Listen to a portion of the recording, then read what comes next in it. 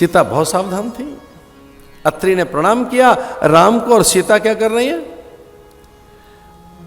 अनसुईया के पद गहि सीता, अनसुईया की पद गहि सीता, मिली बहुर सुशील विनीता, मिली बहुर सुशील विनीता।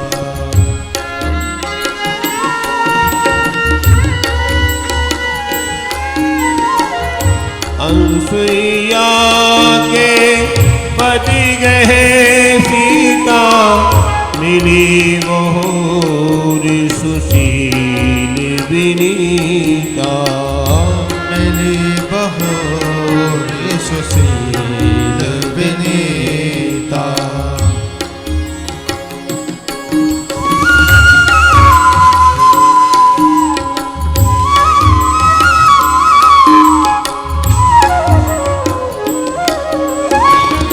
दिव्य बसनी भूषण पहराए, जे नित नूतन अमर सुहाए, अनसुईया की पति गई सीता, मिली बहुर सुशील विनीता। आयुष्मती भव, प्रज्ञावती भव, ओजोवती भव।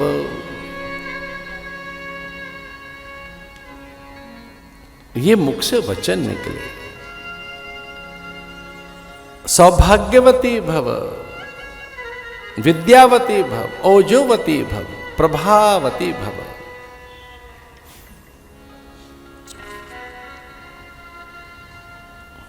और दिव्य वस्त्र प्रदान कर दिए, ये कहकर कि मैं अपने हाथों से ही पहनाऊंगी सीते। अब इन वस्त्रों को पहनने के बाद कोई विपत्ति, दैन्य, अल्पता, द्वंद्व, मायावी प्रयोग, अभिचार, कर्म और किसी प्रकार का कोई अस्त्र शस्त्र, वो पाशुपतास्त्र हो, ब्रह्मास्त्र हो, और कदाचित वो सुदर्शन ही क्यों न हो, कोई भी अस्त्र शस्त्र अगर ये वस्त्र तैने धारण कर रखे हैं तो तेरा अहित नहीं हो सकता, अमंगल नहीं होगा, अनिष्ट नहीं होगा।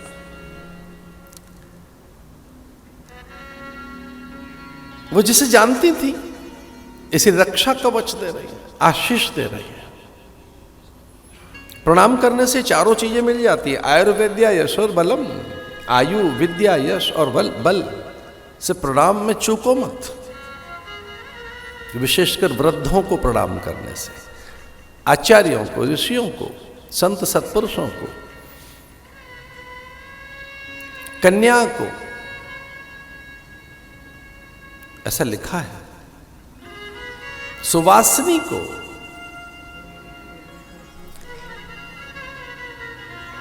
वृद्धाओं को, ज्येष्ठाओं को, सूर्य को, चंद्र को, तारागणों को, नक्षत्रों को, गौ को, अतिथि अभ्यागत आगंतुक को, माता पिता को। एक जगह तो लिखा है कि अन्य साधन बड़े गौण हैं।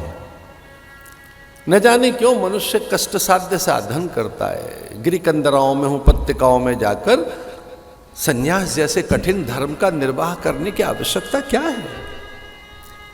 एक जगह लिखा है कि इतने कठिन नियम, व्रत, उपवास आदि क्यों किए जाएं? चंद्रायण आदि व्रत, एक साधन जो सीधा है, सुगम है, सरल है, क्यों नहीं किया जा सकता? क्या प्रणाम सीधा साधन है? प्रणाम, अगर प्रणाम करने से सब कुछ सहज है, सुलभ है, तो प्रणाम करना चाहिए। पर यह सीखना होगा। प्रणाम कैसे होता है?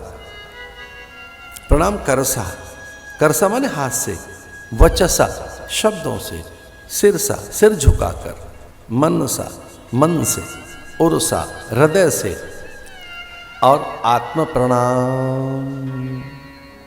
आत्म प्रणाम माने पूरा निवेदन, प्रणाम करना ही सीख लें हम।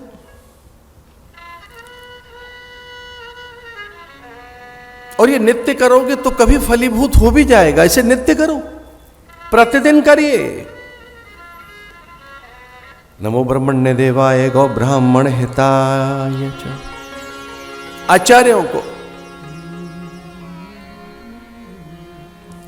मुनियों को, माता पिता को, अतिथि अभ्यागत आगंतुक को, कन्या को, सुवासिनी को, वृद्धाओं को, ज्येष्ठाओं को, वृक्ष को, वनिताओं को, सूर्य को, चंद्र को, भोर में और मध्याह्न में, सायंकाल में प्रणाम।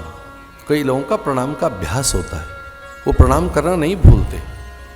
कई कई संप्रदायों में तो 3, 4, 5 बार की प्रार्थनाएं हैं, लेकिन हम प्रणाम से विरत न हो जाए। आयुर्वेद्या यशोर बलम।